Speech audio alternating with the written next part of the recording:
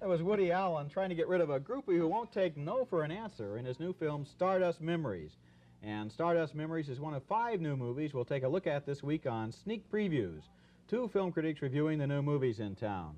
Across the aisle from me is Gene Siskel, film critic of the Chicago Tribune. And this is Roger Ebert, film critic of the Chicago Sun-Times. Now, in addition to Stardust Memories, we have a bunch of more conventional comedies on the show. There's Marty Feldman's slam at television evangelists In God We Trust. Also Diane Cannon and Robert Blake laughing it up in a truck in Coast to Coast. And Christopher Reeve appearing in a serious film, a romantic fantasy called Somewhere in Time. But first, Roger begins with the second coming of George Burns in the comedy Oh God, Book 2. Well, one of the surprise hit movies of a few years ago was Oh God, comedy starring George Burns in the title role. Burns played God as a sort of deified Will Rogers, coming up with homespun philosophical insights, masking his intelligence behind a facade of simple common sense. Now George Burns is back again in a sequel called Oh God, Book 2. And this time he singles out a wide-eyed little girl to be his earthly messenger.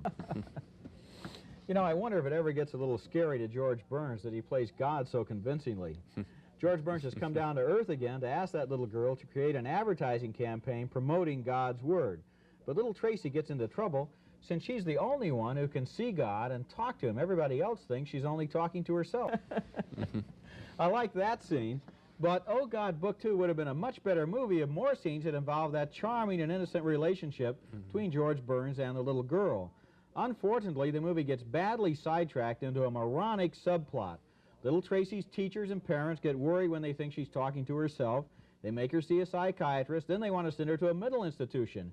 Meanwhile, all the kids back at school hold a strike in support of Tracy, and the movie, which starts out delightfully, ends up being very long and very slow and utterly, completely predictable. Well, you go after the subplots, I'll take the main story on. I think this is just a cheap sequel and does the same kinds of things as the original film did, only less so. Instead of building on that original film where John Denver, a supermarket manager, is visited by God, and God ends up convincing Denver and a lot of other people that God is around and interested in the world. Instead of building on that, all they do is replay it with the little girl and give us miracles that are less exciting and dialogue with Burns that is less funny. And it's a cheap sequel to mean nothing more. You know you're in trouble when you talk about less exciting miracles. Right. What I kept thinking was, if God did decide to come back to Earth, he probably would not come back as a character in a situation comedy. And that first film, even though it was a comedy, it had kind of a serious core to it. Yes, it did. It wasn't a religious movie, but it had a certain spirituality to it. It kind of dealt with what would happen if God came back down to Earth again and called us all to order, you know. And this one, it's as if they started out and said, okay, God's coming back to Earth, what'll we do now? They were bankrupt of ideas, and they gave us all of this stuff about the teachers, the psychiatrists, and so forth. It's a great premise for a movie. Why did they blow it? Well, I think it's the sequelitis. I don't think they even try very hard here. I think also that sequels do a big damage to the movie industry. I think that when the public is roped into seeing a sequel, hoping it'll be as good or even better than the original, and they get one of these cheap, quickie rip-offs, especially with a star like George Burns in it, who has so much goodwill, I think this hurts the movie industry, revealing it as very venal and out to make a quick buck. I agree. Yeah. Another film. Traveling backward in time has been a constant source of ideas for movies. Just last year, you'll recall, there was The Beautiful Time After Time. Last summer, The Ridiculous Final Countdown. Our next film, Somewhere in Time, falls somewhere in the middle. It's beautiful and ridiculous. It stars Christopher Reeve as a young modern-day playwright who falls in love with an actress who lived in the early 1900s. On vacation at a resort hotel, Reeve sees a portrait of the dead actress, and it's a case of love at second sight, because as the story develops, he has known her in another life. Reeve hypnotizes himself to get back to the year 1912 so he can meet her once again. Once he's back in 1912, he goes to a theater to see the actress perform. She spots him in the audience, breaks out of her character, and delivers an impromptu soliloquy aimed directly at him. That's a nice speech, sweetly performed by Jane Seymour. Frankly, she's a lot more interesting in this film than Christopher Reeve is. That's because he, unfortunately, has been stuck for the first hour of the picture, boning up on time travel, buying turn-of-the-century clothing at Brooks Brothers, hypnotizing himself with tape recordings of his own voice, not given much of a chance to develop a character. Somewhere in Time makes the mistake of spending its first hour failing to convince us that time travel is possible, while the film's love story, which is convincing and could have been more so, it's given short shrift. You know, I think you're absolutely right. When we spend an hour waiting for this great romance and waiting and waiting, seeing the picture of the woman on the wall, looking at her handwriting in the ledger, reading her old newspaper clippings, looking at her old playbills, and then finally, when he hypnotizes himself, goes back 68 years, and we're all set for this great romance, and it's a one-night stand. Yeah, it's unfortunate, but I think there's an explanation for it. It's easier to do the scenes of showing photographs, of listening to a tape recorder. That's easier to do than writing dialogue between two characters. So they went the easy way. And there's another film coming up in this show where, again, they avoid a relationship. Relationships are tough to write. That's why the film has been structured this way, and it's a disappointment.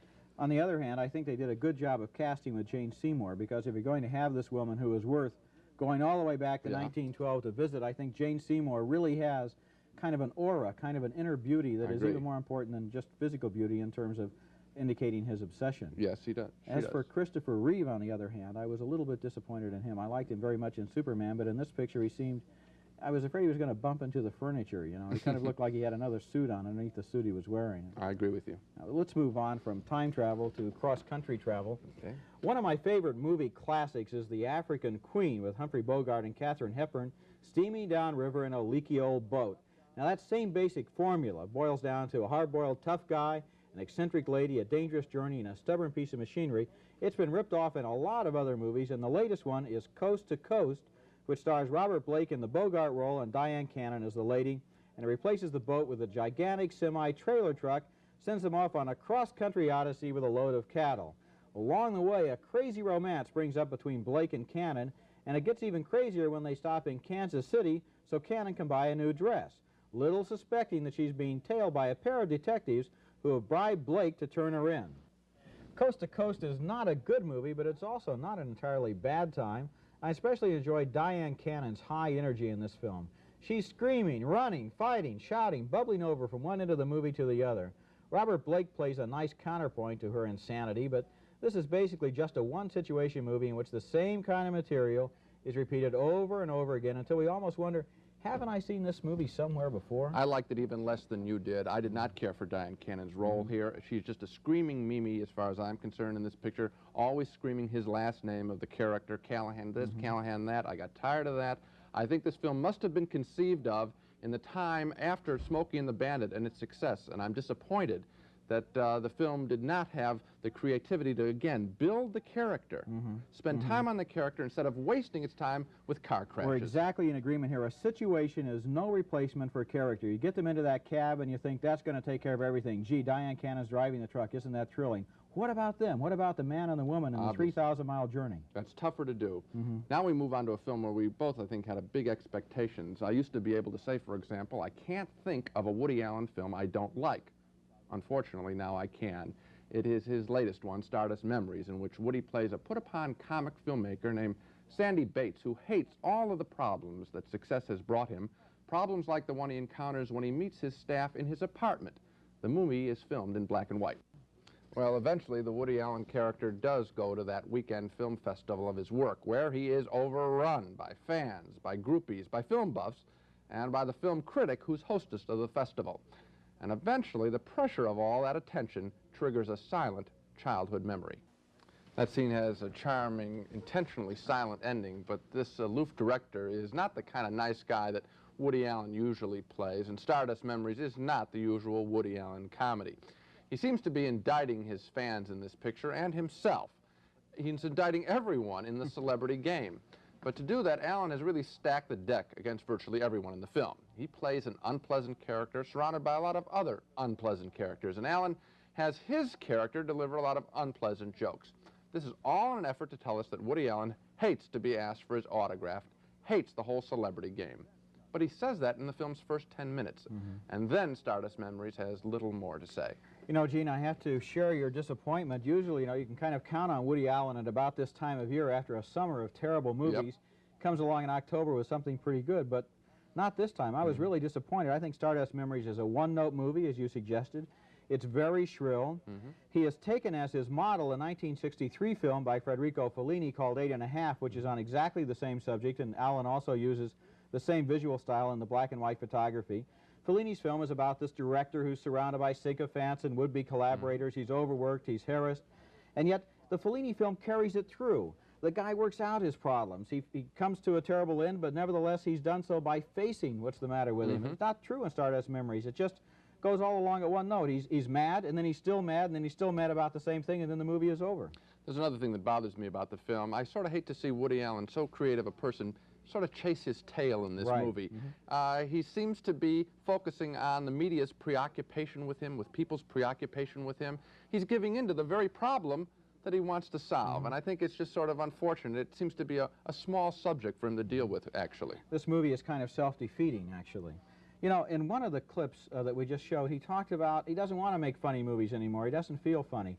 I think in a way he feels ambiguous about humor, and he's so good at making funny movies, and I sound like one of the characters in the movie. I liked your earlier movies better.